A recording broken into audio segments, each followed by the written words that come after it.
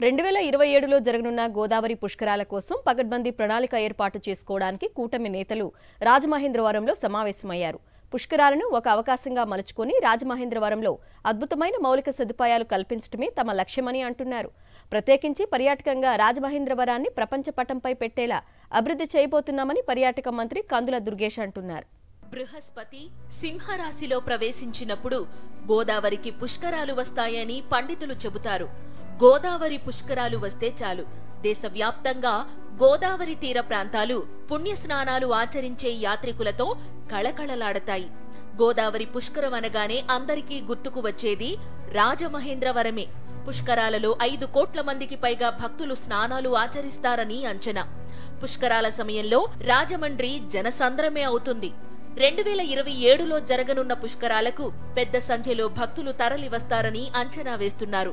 వచ్చే జనానికి అనుగుణంగా ఘాట్ల నిర్మాణం, వసతుల కల్పన, ఆతిథ్య సేవలు ఏ విధంగా ఉండాలన్న అంశంపై ప్రాథమికంగా చర్చించేందుకు రాజమండ్రి ఎంపీ పురంధేశ్వరి, రాజమండ్రి ఎమ్మెల్యేలు గోరంట్ల బుచ్చయ్య చౌదరి, ఆదిరెడ్డి వాసు, పర్యాటక మంత్రి కందుల దుర్గేష్ అధికారులతో సమావేశమయ్యారు. రాజమహేంద్రవరాన్ని పర్యాటకంగా అభివృద్ధి చేసేందుకు సుదీర్ఘ ప్రణాళిక రూపొందిస్తున్నామని పర్యాటక మంత్రి కందుల దుర్గేష్ అంటున్నారు.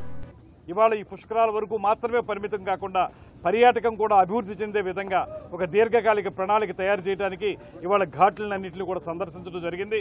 కేంద్ర మంత్రిగా ఉన్నటువంటి గతంలో ఉన్నటువంటి శ్రీమతి పురంధేశ్వరి గారు, మా సీనియర్ ఎమ్మెల్యే బుచ్చ చౌదరి గారు, వాసు గారు, నేను అందరం కలిసి ఈ కార్యక్రమాలన్నింటినీ పర్యవేక్షించాం.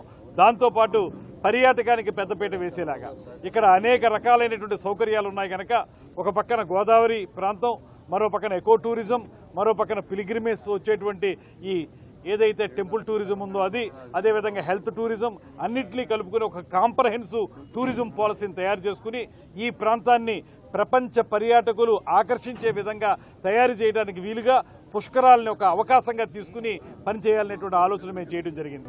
పుష్కరాల నేపథ్యంలోనే యాత్రికులకు ఏర్పాట్లు చేయడంతో పాటుగా రాజమండ్రిని అభివృద్ధి చేసుకోవడంపై దృష్టి సారిస్తామన్నారు బుచ్చయ్య చౌదరి.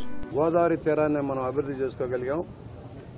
ఇవాళ టెంపుల్ టూరిజం పెరుగుతూ ఉంది, యాత్రికులు పెరుగుతూ ఉన్నారు. దాని ఆధారంగా రాబోయే పుష్కరాలు 27లో వచ్చే పుష్కరాలను ఆధారంగా చేసుకుని నగరాన్ని అభివృద్ధి చేసుకునే కార్యక్రమంలో భాగంగా ఇవాళ టూరిజం చేసాం. గోదావరి అనేది ప్రకృతి ప్రసాదించిన వరం. ఆ ప్రాంతాన్ని అంతా చక్కగా తీర్చిదిద్దుకోవడం, కాలుష్య నివారణ లేకుండా చేసుకునే కార్యక్రమం. ఇవాళ 2 ప్రాజెక్టులు, ఒకటి గోదావరి కాలుష్య నివారణ పథకం కింద డ్రైనేజ్ వ్యవస్థను మెరుగుపరచడం, అలాగే టెంపుల్ టూరిజం గోదావరి ప్రక్షాళన పేరుతోటి ఈ గోదావరి తీరం అంతా కూడా కొత్త కొత్త ఘాట్స్ అన్ని నిర్మాణం చేసుకుంటూ అభివృద్ధి చేసుకునే కార్యక్రమం. మనకి పుష్కరాలు అనేది ఒక వేదికగా, ఒక అవకాశంగా మలుచుకొని నగరాన్ని అభివృద్ధి చేసుకోవాలి.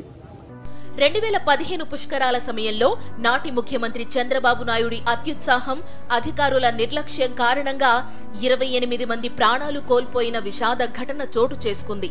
దానిపై నియమించిన కమిషన్ కూడా అతి భక్తులు, మీడియాల అత్యుత్సాహమే ప్రమాదానికి కారణమని నివేదికలో తేల్చారు. ఈసారి అటువంటి ప్రమాదాలకు ఆస్కారం లేకుండా జాగ్రత్తలు తీసుకోవాలని మేధావులు సూచిస్తున్నారు.